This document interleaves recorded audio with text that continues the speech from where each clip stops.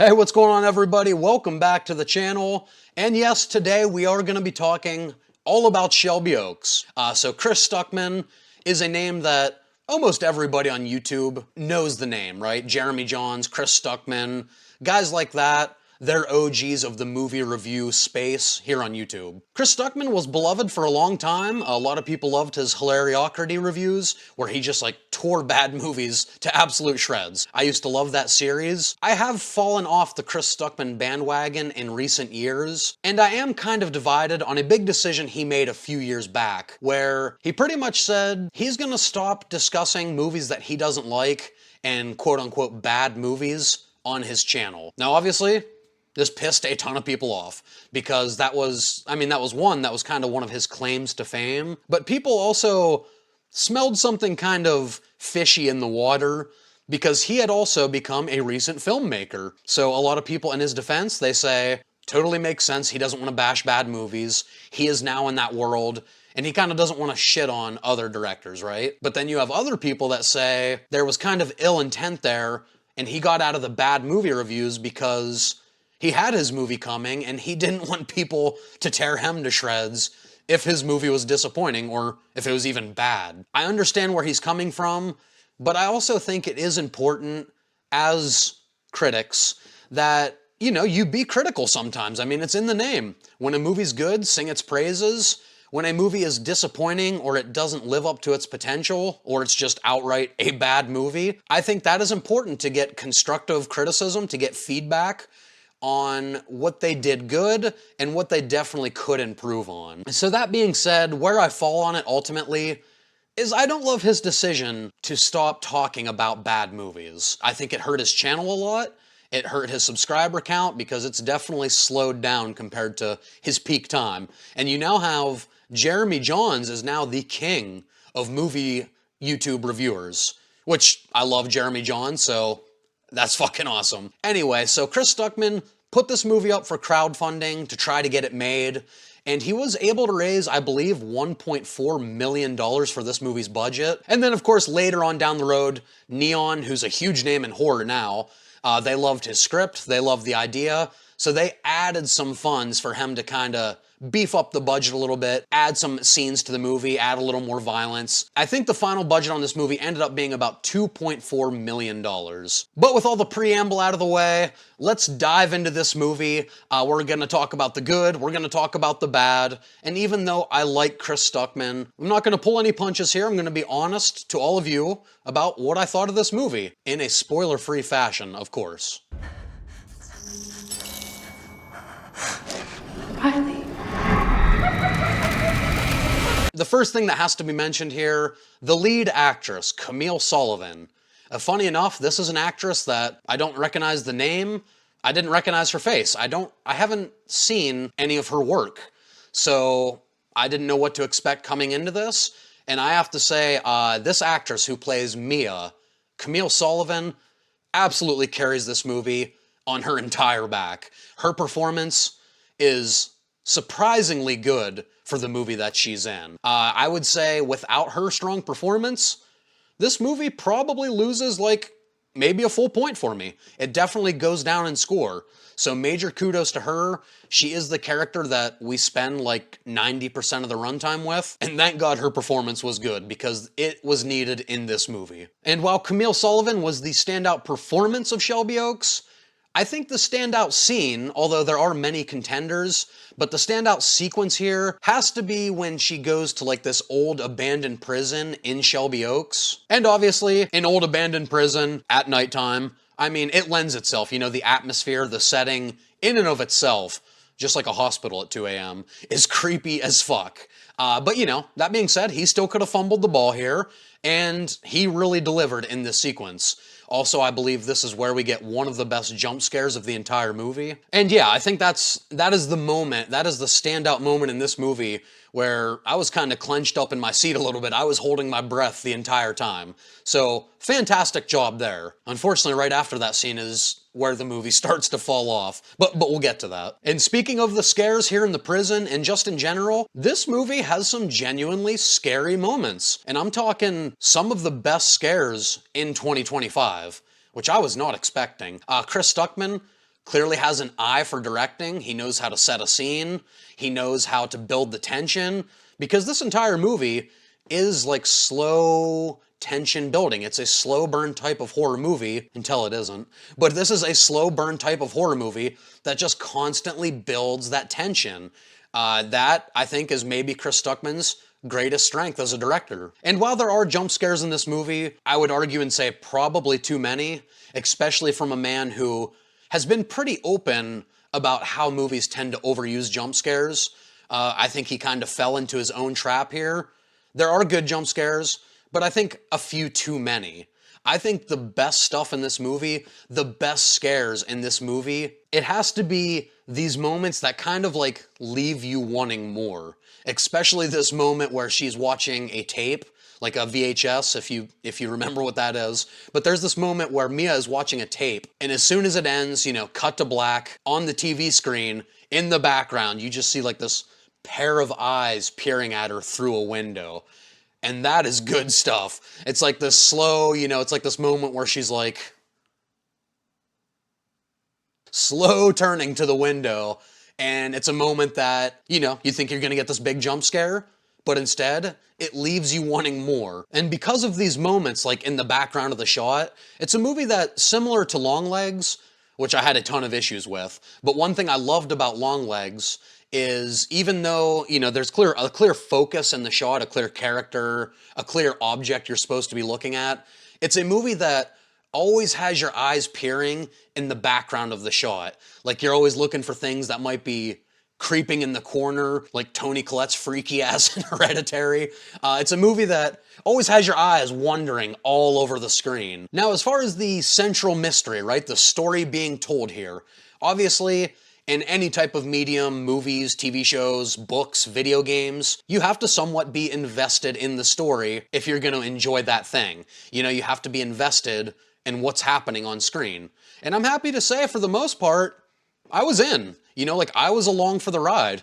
I cared about these characters, the sisters Mia and Riley.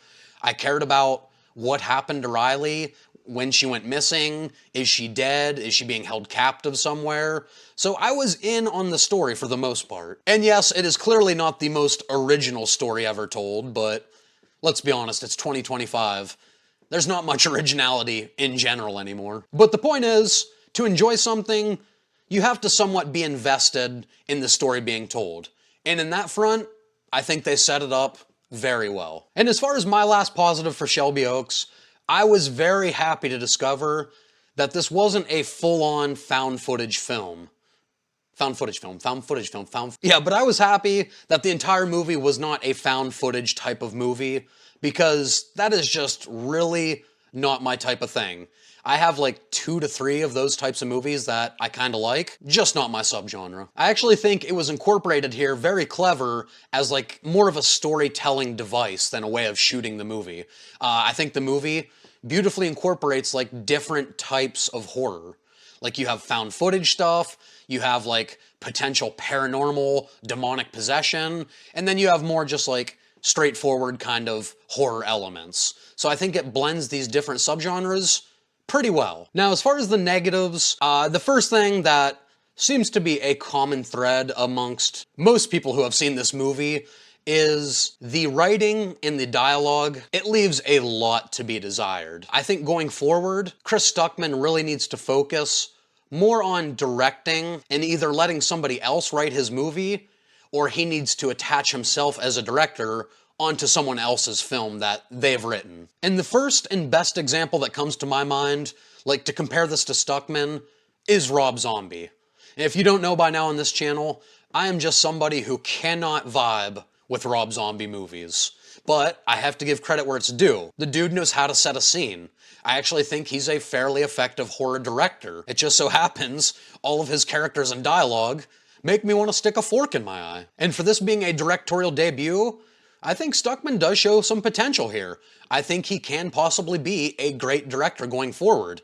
Like, he shows flashes with his camera shots, his cinematography, his lighting, and just some of the choices he makes in general. But the writing just isn't there. I think a lot of the dialogue in this movie feels very unnatural, and it's just like a way to get exposition out, right? It doesn't feel like the way that two humans would actually interact. It's just a way to let us, the audience, know kind of what's going on. And then to kind of go along with my point earlier about a lack of originality, I would say that Stuckmann, you definitely see the influence here of a lot of other horror films that he likes. I would say he maybe borrows from them a little bit too much in this movie. I'm so scared.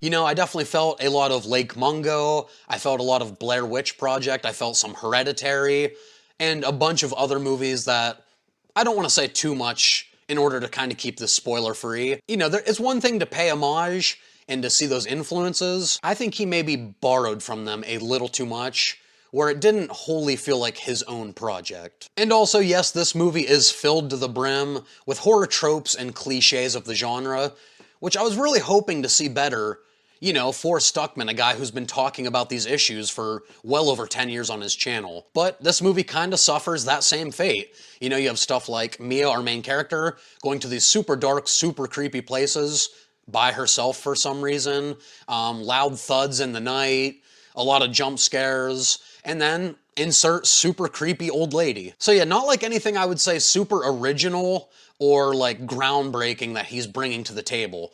Everything in this movie is stuff that we've seen 100 times over. Now this next one is gonna sound a little strange given who Chris Stuckmann is, but I kinda didn't like how YouTube-centric this movie felt for like the first 25 minutes or so. Obviously to some people that's gonna sound like a bizarre statement because after all, this is a lifelong YouTuber making the movie, but still there was something weird about it, something that took me out a little bit. I almost felt like this was a love letter to like 2008 YouTube, like of better times on the channel. I don't know, just something about that felt weird. Like, did we really need all of this? Next up, I would say there's one character slash entity slash thing in the movie that I think it would have been better off if they just wouldn't have shown it on screen.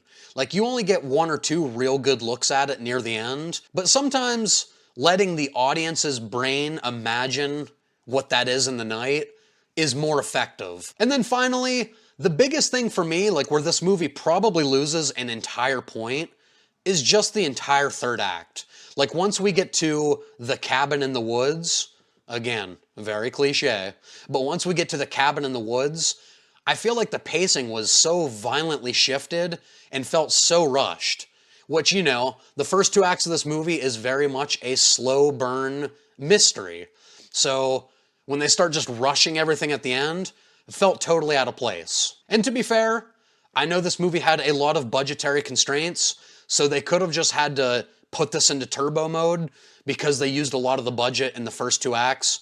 That's fair, but to me, it really kind of dampened the experience. And on top of just my issues with the pacing in the third act, I really don't think this movie delivered on like its promise of the first two acts.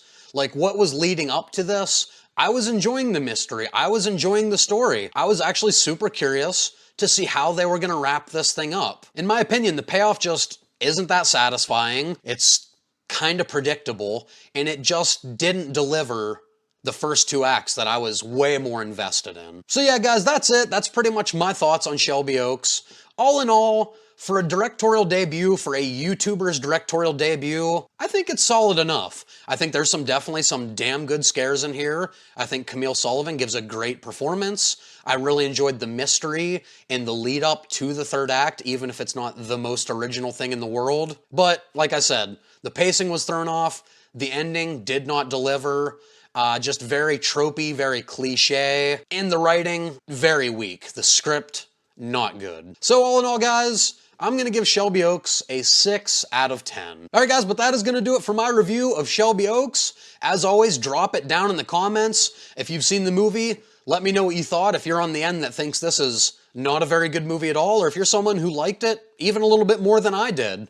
If you haven't seen it, you know, tell me your excitement level going in, if you plan on going to support the movie, all that fun stuff down in the comments. You know I love to talk with you guys. Other than that, if you enjoyed this review, you know, if you like reviews, rankings, tier lists, live streams, Be sure to do all the YouTube stuff to help this channel grow, so we can keep bringing you these videos. Do the thumbs up, like I said, drop the comments down below, and of course subscribe right over in this area somewhere that I never get right. Here? And as always, we will see you in the next one.